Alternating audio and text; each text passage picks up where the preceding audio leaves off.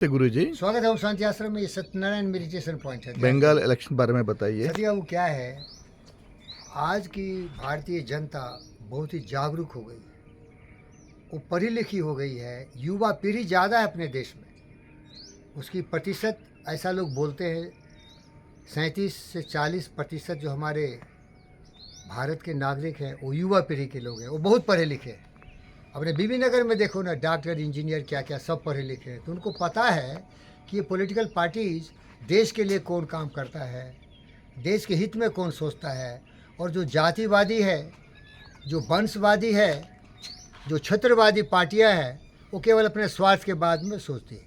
अब देखिए, छत्रवादी पार्टी, तमिलनाडु का स्टालिन गया, उसका बेटा गया, बंगाल का ममता गई, ये सब छत्रवादी पार्टी, स्वार्थी पार्टी, जाति पार्टी, धर्मवादी पार्टी।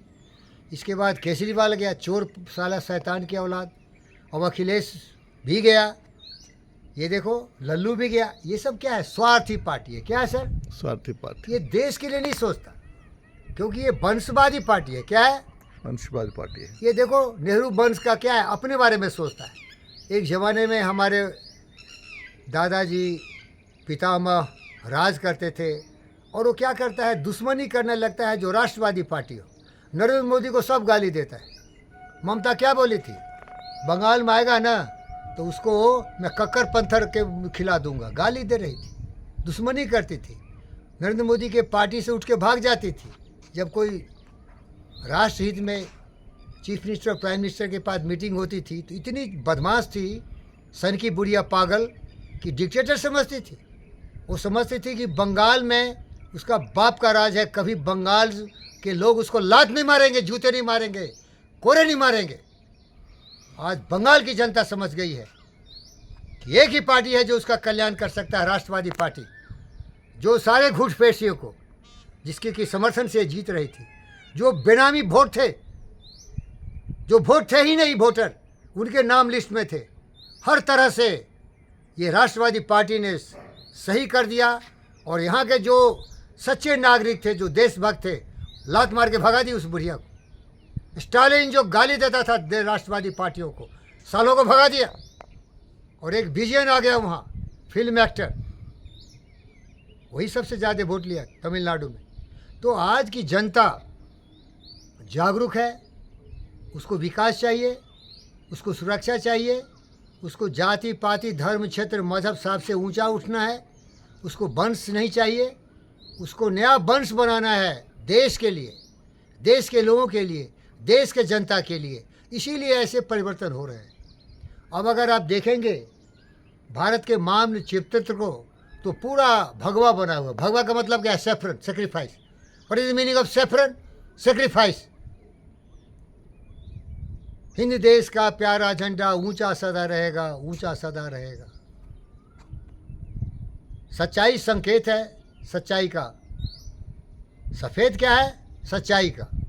हरी क्या है? हमारी धरती का। और सफरन क्या है? कुर्बानी का। तो ये राष्ट्रीय दल, जो राष्ट्रीय भारतीय जनता पार्टी है, ये बसा हुआ है कुर्बानी के सिद्धांतों। देश के लिए मरो, देश के लिए जियो, राष्ट्रवादी पार्टी है। और पूरे भारत के नागरिक हर जगह देखो, पूरा केसरिया हो गया भाई, हर जगह केसरिया, क्योंकि नागरिक जग चुका है, जग चुका है, पूरा केसरिया हो जाता। लेकिन चादर और शंका मत करी हो, 2 दिन तुमको दीनी। इन भारतीय जनता पार्टी के लोगों को भी सावधान कर रहा हूँ कि ये जो जनता ने तुम्हें मौका दिया है, उसके लिए सालों तुम रहो न रहो, लेकिन जनता की भावना का सम्मान करो। जिस उम्मीद से तुमको जनता ने बनाया है, उस पर तराजू पर खड़ा उतरो। मोदी तो उतर जाएगा, अमित शाह भी उतर जाएगा, नितिन नवीन भी उतर जाएगा, राजनाथ सिंह भी उतर जाएंगे, लेकिन योगी आदित्यनाथ भी उतर जाएंगे। लेकिन उसके बाद का जनरेशन को ये राहुल गांधी की तरह बपौती संपत्ति मत समझना। ये जनता ने तुम्हें अवसर दिया है सेवा के लिए, देश को प्रगति पथ पर अग्रसर करते हुए मान सम्मान स्वाभिमान भारत माता की झंडा को सबसे ऊंचा करने के लिए। इसको कभी मलिन मत करना, स्वार्थ की लड़ाई मत करना, लोभ लालच के लिए सत्ता मत रहना। कुर्बानी है तुम्हारा संकेत सैफरन। इसीलिए जीना तो देश के लिए, मरना तो देश के लिए, देशवासियों के लिए। देश क्या है? देश हमारा भूखंड है जिसे हम भारत माता कहते हैं, और सचमुच देश इन लोगों का समूह है। सब मिला के देश भारत माता है। यहाँ न जाति, न धर्म, न मजहब, न क्षेत्र, एक अखंड भारत। वंदे मातरम। भारत माता की जय।